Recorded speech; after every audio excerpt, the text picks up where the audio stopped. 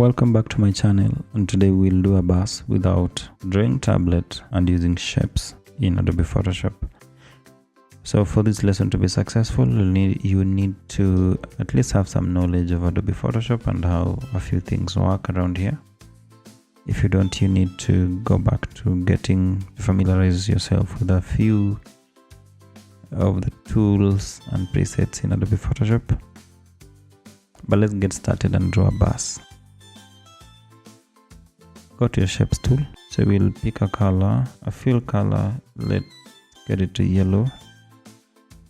Get it to yellow for the bus.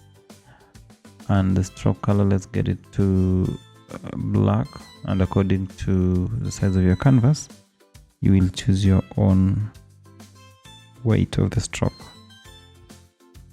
Then with that selected, simply drag. And you could go back in here and make it rounded a little bit. Just that. I want us to do something very simple. Now we have the base of our bus.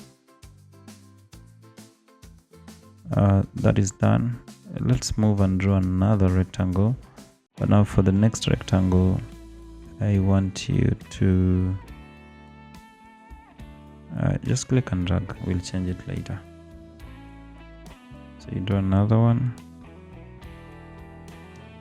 like that, and then for the fill I want you to choose white or blue or black according to how you want your windows to look like, because we are drawing the windows right away. So I'll leave mine at blue,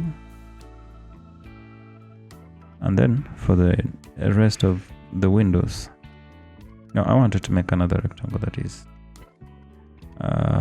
slightly smaller than this, like that. Drag and leave it there, and then move it over until you see this guiding line on top to show that the two have aligned on top. And now from this point we'll use duplication. Control J and move over.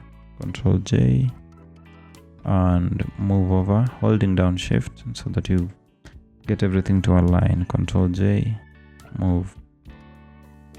Control J and move. Control J and move. Control J and move. So if the last one is too wide, you could reduce it by simply hitting Control T for transform, and hold down shift and pull on one side.